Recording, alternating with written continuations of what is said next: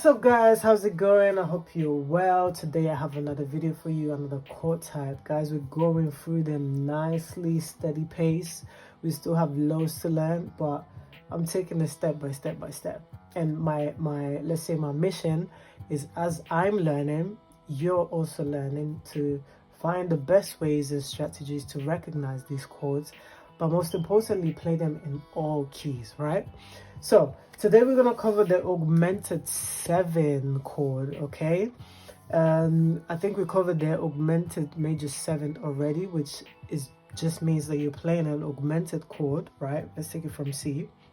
Augmented chord in C, for example, is your major triad. Okay, so you have your root note, major third note, which is E, and then your fifth note, which is G.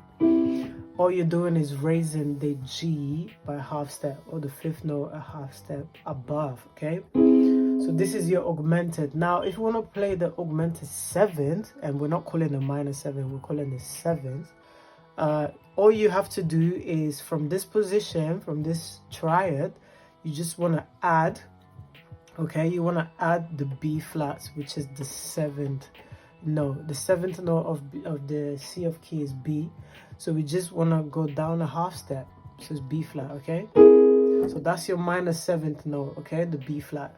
So if we look at the chord and we analyze it, or maybe let's say maybe you use the third instead, okay, and I'll talk about the fingering in a minute.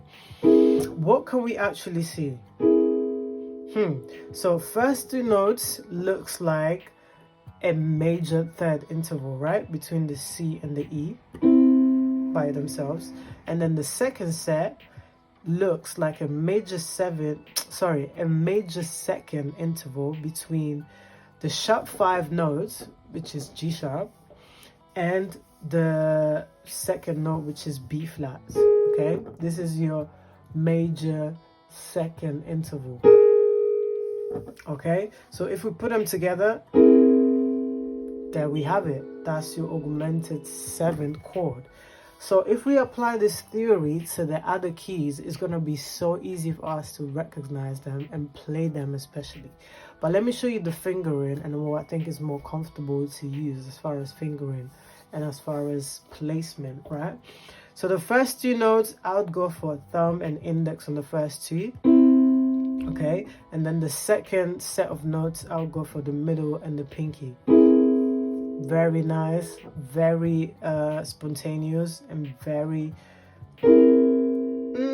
we could also use the ring finger actually if we wanted to, whatever is comfortable, but I do feel like the middle finger works better for me, but either or is fine. And then with the left hand, same thing. I'd say maybe to avoid the stretch between the pinky and the ring, I'd put the pinky on the root note, middle on the major third note, okay, C and E, and then from the sharp 5 note to the second note, which is the major second note, okay, B flat, I'd put a thumb on there. Okay, so this is what your position is gonna look like. Personally, if I put the 4 on the E, I really feel like it's very uncomfortable, it's awkward, and I'm really struggling. So I'd say regardless, it still feels uncomfortable because it's the left hand, so it's always gonna feel a bit but with practice, I think the pinky, middle, index, and thumb is a good way to go. Okay, now how do we recognize this chord in other keys? So applying the little trick that I just showed you, why don't we figure out the augmented 7th chord in E, for example? Okay, so we're in E, that's your major triad, and we said that the augmented 7 is basically a fusion between the major third, okay, and the major second, starting from the sharp 5 note. Okay, so if we want to play our major third in E, this is it, your E and your G sharp, that's your major third. And then we want to play the major second interval starting from the sharp 5 notes. Okay, what does that mean? So your 5 is B, we're gonna go up a half step, So that's your C. And the major second interval from C is D. That's your major second interval. Now let's fuse it or mix it or glue it to the first interval, which is the major third. That's it. That's your augmented 7th chord. Nice and easy. Okay, so let's work out another one just so we can get used to it.